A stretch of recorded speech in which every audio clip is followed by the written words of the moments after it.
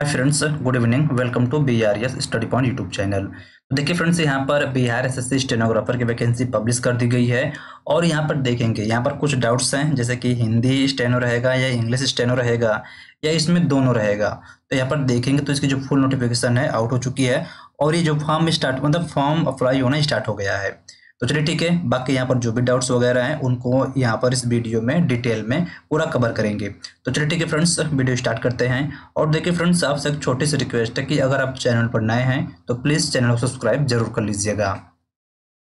तो यहाँ पर देखेंगे, मैं पहले ही यहाँ पर एक स्लाइड लगाया हुआ हूँ। जैसे कि जब आप फॉर्म फिल कर रहे होंगे तो आपको यहाँ पर दिया होगा, जैसे हिंदी शॉर्ट हैंड के लिए और इंग्लिश शॉर्ट हैंड, यानी ये जो दिया गया है यहाँ पर फिल करने के लिए, जैसे कारा संस्थान का नाम, मतलब यहाँ पर जो हिंदी शॉर्ट हैंड है उसके सर्टिफिकेट की बात की जा रही है। और इसको देखेंगे तो यहाँ पर स्टार करके दिया गया है, ठीक ना।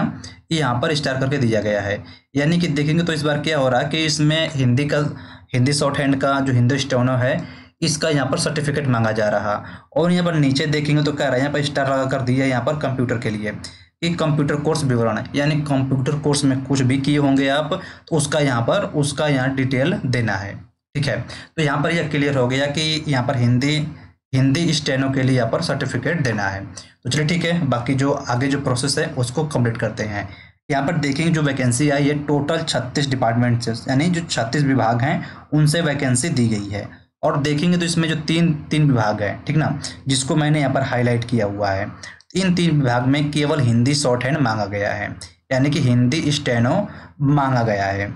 और बाकी जो बच रहे हैं 33 डिपार्टमेंट हैं, 33 विभाग हैं, उनमें हिंदी प्लस इंग्लिश दोनों मांगा गया है। तो यहाँ पर यह क्लियर है कि आप अगर मानकर चलिए, अगर हिंदी शॉर्ट हैंड भी आता है आपको तो कोई भी दिक्कत नहीं है।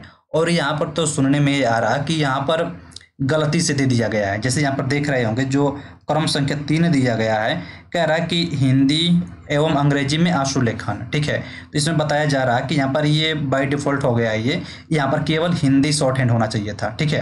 तो यहाँ पर इंग्लिश भी दिया गया है, बाकी जो भी है वो अलग चीज़ें हैं। यहाँ पर जो 33 विभाग दिया गया है, 33 विभाग में हिंदी और इंग्लिश स्टेनो दोनों मांगा गया है।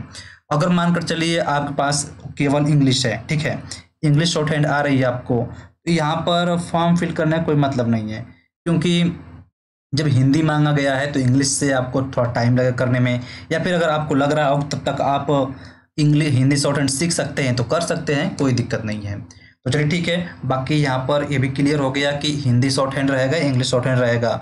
टोटल वैकेंसी कितनी है, तो टोटल वैकेंसी 432 है। और यहाँ पर देखेंगे जो 73 दिया गया है, यह 35% आरक्षित जो महिला हैं बिहार की उनके लिए है। और बाकी यहाँ पर जो 6 वैकेंसी दिया गया है, 6 वैकेंसी किन के लिए है, ये जो बिहार के जो भूतपूर्व सैनिक वैनिक रहे होंगे तो उनके घर के जो नाती पोते उनके लिए यहाँ पर ये वैकेंसी है। बाकी यहाँ पर देखेंगे तो नोट में दिया गया है, कह रहा राज्य के मूल निवासी बेंचमार्क दिव्यांगजन मात्र को ही 36 आरक्षण अनुमान्य है।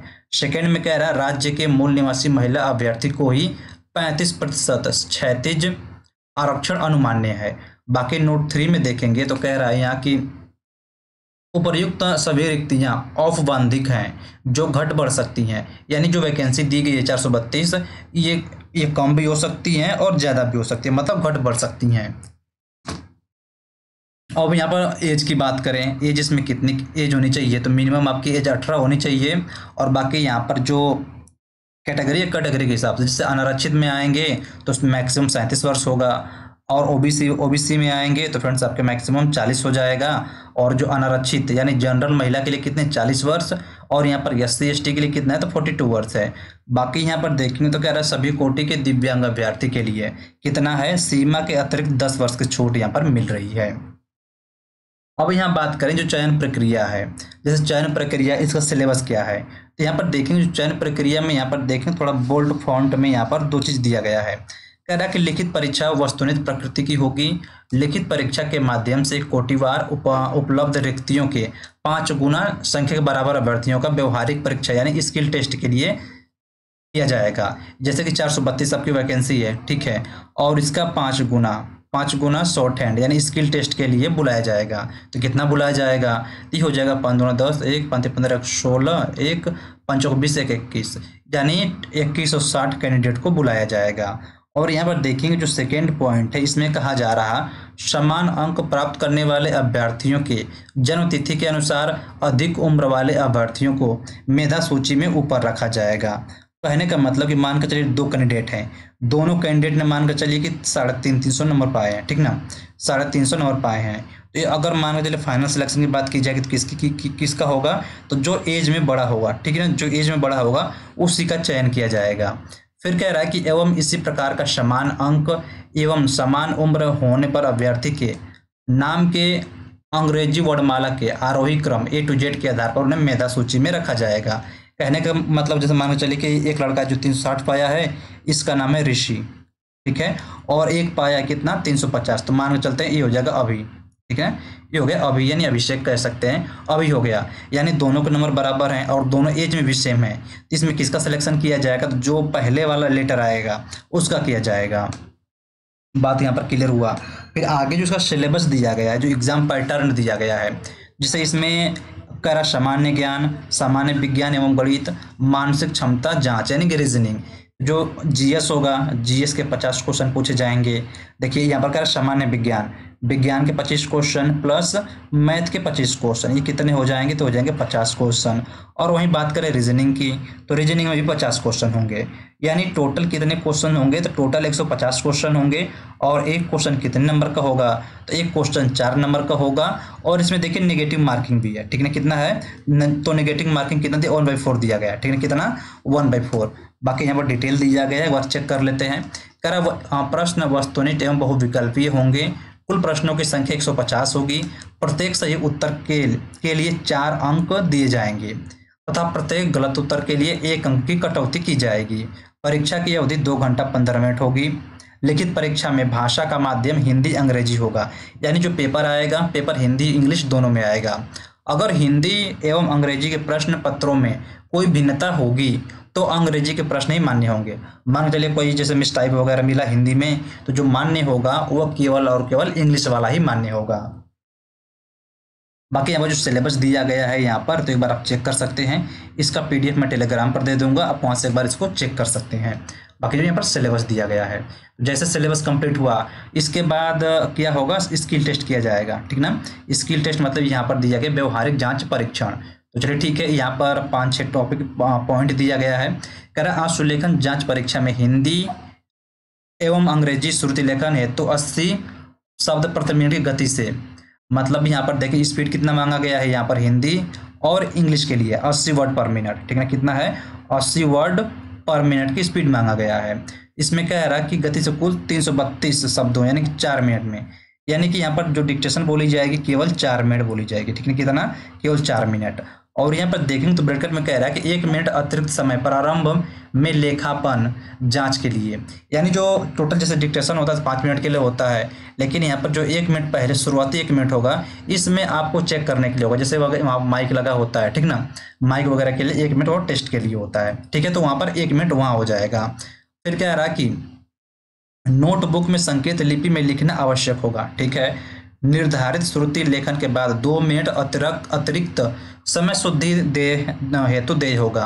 कहने का मतलब कि जब शॉर्ट हैंड में आप जो मैटर लिख लेंगे, ठीक ना, लिखने के बाद 2 मिनट आपको दिया जाएगा। आप एक बार चेक कर सकते हैं, जैसे कि कोई शब्द आगे पीछे करना हो तो आप वहां से एक बार चेक कर सकते हैं, उसके लिए 2 मिनट आपको एक्स्ट्रा दिया जाएगा। फिर कह रहा है कि श्रुति लेखित लेखांश के टंकण हेतु कुल 20 मिनट दे होगा, यानी जो शॉर्ट हैंड आप लिखे रहेंगे तो इसको जो कंप्यूटर में टाइप करना होगा, ठीक ना, कंप्यूटर में जिसको टाइप करना होगा तो इसके लिए आपको 20 मिनट का समय दिया जाएगा। फिर कह रहा है कि टंकण जांच परीक्षा अंग्रेजी एवं हिंदी कंप्यूटर पर ली जाएगी, जो टाइपिंग टेस्ट होगा वो कंप्यूटर पर ली जाएगी। यहाँ पर देखेंगे जो हिंदी का यहाँ पर फॉन्ट भी दे दिया है, तो हिंदी में फॉन्ट कौन सा दिया है, तो मंगल फॉन्ट इन रेमिंगटन, यानी यहाँ पर रेमिंगटन दिया गया है।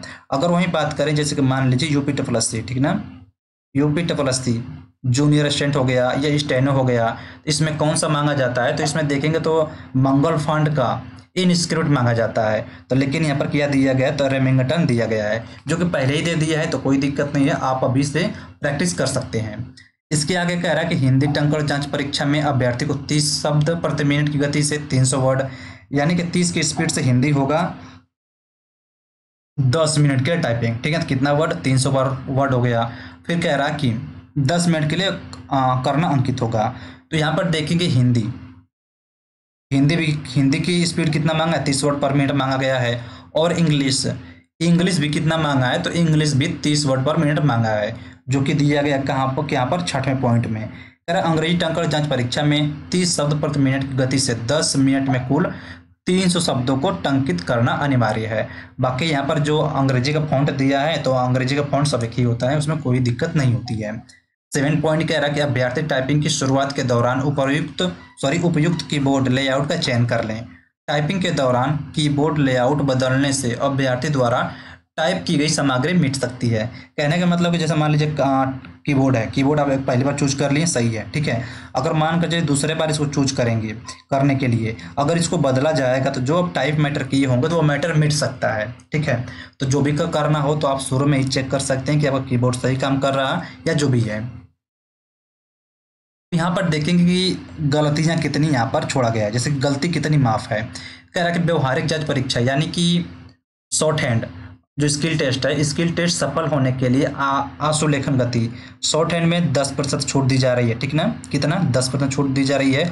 और टाइपिंग में 1.5% छूट दी जा रही है। अगर मानकर चलिए कि 10 अगर बढ़ रहे हैं इससे आगे, तो आप जो शॉर्ट हैंड किया होगा शॉर्ट हैंड में फेल हो जाएंगे। और टाइपिंग में वही है, टाइपिंग में भी कह रहा है कि 1.5% ही छूट दी जाएगी। बाकी यहाँ पर पूरा कंप्लीट हुआ। यहाँ पर क्या कर रहा है, नोट में यहाँ पर दिया गया है, कह रहा लिखित परीक्षा के बाद व्यवहारिक परीक्षा है तो विस्तृत सूचना प्रकाशित की जाएगी एवं प्रकाशित सूचना के आलोक में ही व्यवहारिक परीक्षा का आयोजन किया जाएगा।